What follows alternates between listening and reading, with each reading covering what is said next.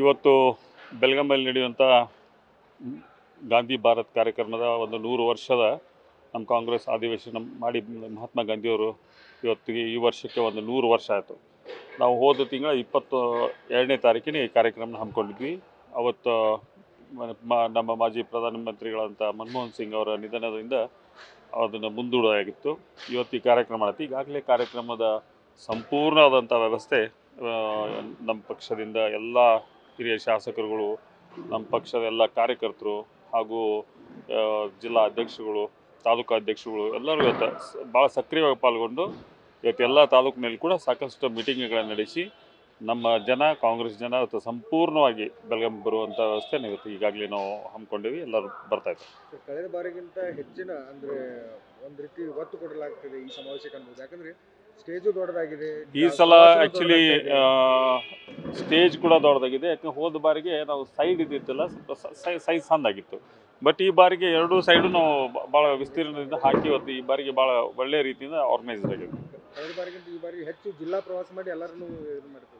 ಏನು ಇಲ್ಲ, last time ಆದರೂ ಮಾಡಿದ್ರು. ಈ ಸಲ ಕೂಡ ಮೊನ್ನೆ ಸುರ್ಜೇವಾಲಾರಾಗಲಿ ನಮ್ಮ ಅಧ್ಯಕ್ಷರಾಗಲಿ ಸಾಕಷ್ಟು ಮುತುವರ್ಜಿ ವಹಿಸಿ ಈ ಬಾರಿಗೆ ಒಳ್ಳೆ ರೀತಿಯಿಂದ ಆರ್ಗನೈಸೇಷನ್ ಆಗಿದೆ. ಕಳೆದ ಬಾರಿ ಗಾಂಧಿ ಭಾರತ್ ಕಾರ್ಯಕ್ರಮ ಆದಾಗ ಫ್ಲೆಕ್ಸ್ ವಿಚಾರಕ್ಕೆ ಒಂದು ಸ್ವಲ್ಪ ಅಂದರೆ ಉತ್ತರ ಕರ್ನಾಟಕದ ನಾಯಕರಿಗೆ ಅಸಮಾಧಾನ ಆಗಿತ್ತು. ನಮ್ಮದು ಯಾವ ಫ್ಲೆಕ್ಸ್ ಇಲ್ಲ, ಅವೆಲ್ಲ ಆ ಕಡೆ ದಕ್ಷಿಣ ಇಲ್ಲ. ಕರ್ನಾಟಕ. ಈ ಸಲ ಇದೆ ಹೋದ ಬಾರಿಗೆ ಆ್ಯಕ್ಚುಲಿ ಯಾರಿಗೂ ನಮ್ಮ ಪ್ಲ್ಯಾನ್ ಆಗಿರಲಿಲ್ಲ. ಯಾಕಂದ್ರೆ ಒಂದು ಕಡೆಯಿಂದ ಅಧಿವೇಶನ ಪ್ರಾರಂಭ ಇತ್ತು. ಅಧಿವೇಶನ ಗದ್ದಲ ಒಂದು ಸೈಡ್ ಇರ್ತಿದ್ವಿ. ಬಟ್ ಈ ಸಲ ಅಧ್ಯಕ್ಷ ಕೂಡ ಜೊತೆಗೆ ನಮ್ಮ AICC ಜನರಲ್ ಸುರ್ಜೇವಾಲಾ ಕೂಡ ಯಾರ್ಯಾರು ಹೆಂಗೆ ಹಾಕಬೇಕು ಅನ್ನುವಂಥದ್ದು ಕೂಡ ಪಾರ್ಟಿಯಿಂದ ಕ್ಲೀನಾಗಿ ಇನ್ಸ್ಟ್ರಕ್ಷನ್ ಕೊಟ್ಟಿದ್ದಾರೆ. ಅದೇ ಥರ ಈ ಸಲ ಎಲ್ಲ ಕಡೆ ಬ್ಯಾನರ್ಸ್ ಹಾಕಿದ್ದಾರೆ. ಸರ್, ಈಗ DKC ಅವರು ಕಾಲಿನ ಚಕ್ರ ಕಟ್ಟಿಕೊಂಡಂತೆ ಕಾರ್ಯಕ್ರಮ ಯಶಸ್ವಿ ಮಾಡಬೇಕಂತ ಓಡಾಡ್ತಿದ್ದಾರೆ. ಅದು ಬೆಳಗಾವಿ ಜಿಲ್ಲಾ ರಾಜಕಾರಣಿಗಳಿದ್ದಾರೆ ಅಥವಾ ನಾಯಕರು ಯಾರೂ ಬರ್ತಿಲ್ಲ ಅನ್ನೋ ಒಂದು ಆರೋಪ ಇರುವಂಥದ್ದು. ಅದ್ರ ಬಗ್ಗೆ ನನಗೆ ಗುರುತಿಲ್ಲ. ಯಾಕಂದ್ರೆ ಈಗ ಮತ್ತು ಪಕ್ಷದ ಅಧ್ಯಕ್ಷ ಅಂದಾಗ ಅವ್ರ ಜವಾಬ್ದಾರಿ ಇರ್ತೈತಿ. ಪಕ್ಷದ ಅಧ್ಯಕ್ಷ ಮಾಡಲೇಬೇಕಾಗುತ್ತೆ ಕಾರ್ಯಕ್ರಮಗಳು ಯಾವುದೇ ಇದ್ದು ಕೂಡ. ಅಲ್ಲ, ಶಾಸಕಾಂಗ ಪಕ್ಷ ಇಲ್ಲ, ನನಗೆ ಈ ವಿಚಾರ ನನಗೇನು ಗಮನಕ್ಕಿಲ್ಲ. ಅಂದ್ರೆ ಶಾಸಕಾಂಗ ಪಕ್ಷದ ಸಭೆ ಬಳಿಕ ಸತೀಶ್ ಜಾರಕಿಹೊಳಿ ಅವರದು ಮತ್ತು DK ಶಿವಕುಮಾರ್ ವೈಮನಸ್ಸು ಮುಂದುವರೆದಿದೆ. ಇಲ್ಲ, ನನಗೇನದು ಅದ್ರ ಬಗ್ಗೆ ಆ ಥರ ನಮ್ಮ ಪಕ್ಷದಲ್ಲಿ ಯಾವುದೂ ವೈಮನಸ್ಸುಗಳಿಲ್ಲ.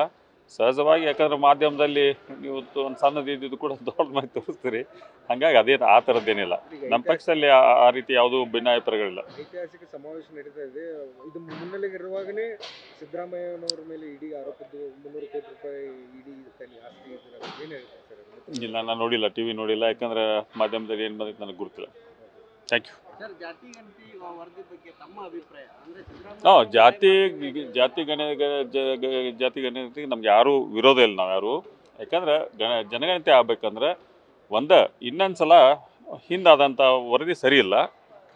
ಇನ್ನೊಂದು ಸಲ ವರದಿಯನ್ನು ಎಲ್ಲರೂ ನೋಡಿ ಆಮೇಲೆ ನಿಜ ಸತ್ಯಾಂಶದಿಂದ ಮಾಡ್ಬೇಕಂತ. ಹೋದ ಬಾರಿಗೆ ಮಾಡಿದಂಥ ಟೈಮಲ್ಲಿ ಎಷ್ಟೋ ಮನೆಗೆ ಬಂದೇ ಇಲ್ಲ. ಅವರು ಬರಲಾರ್ದೇ ಎಲ್ಲೋ ಕುಂತ ಜಾತಿ ಗಣತಿ ಆದಂಥದ್ದು ಎಲ್ಲರಿಗೂ ಅಸಮಾಧಾನ ಐತಿ. ಹಾಗಾಗಿ ಜಾತಿ ಜನಗಣತಿ ಮಾಡೋದು ನಮ್ದು ಯಾರೂ ವಿರೋಧ ಇಲ್ಲ. ಬಟ್ ಇನ್ನೊಂದು ಸಲ ಪರಿಶೀಲನೆ ಮಾಡಿ ಇನ್ನೊಂದು ಸಲ ಜಾತಿ ಗಣತಿ ಆಗಲಿ ಅನ್ನೋದಷ್ಟೇ ನಮ್ಮ ಒತ್ತಾಯ. ರಾಜ್ಯದಲ್ಲಿ ದರೋಡೆಕೋರರ ಜಾತ್ರೆ ಆಗ್ತಿದೆ ಅಂತೇಳಿ BJP ಏನು ಆರೋಪಿಸೋರ ಆರೋಪ ಮಾಡ್ತಿದ್ದಾರೆ. BJP ಅವ್ರಿಗೆ ಬೇರೆ ಏನಿಲ್ಲ, ಉದ್ಯೋಗ ಆರೋಪ ಮಾಡೋದು ಬಿಟ್ರೆ ಅದನ್ನ ಬಿಟ್ಟರೆ ಬೇರೆ ಏನಿಲ್ಲ ಈ ಕೆಲಸ ಅವ್ರಿಗೆ. ನ್ಯೂಸ್ ಫಸ್ಟ್ ನಿರ್ಭೀತಿಯಿಂದ ನಿಮ್ಮ ಪರವಾಗಿ.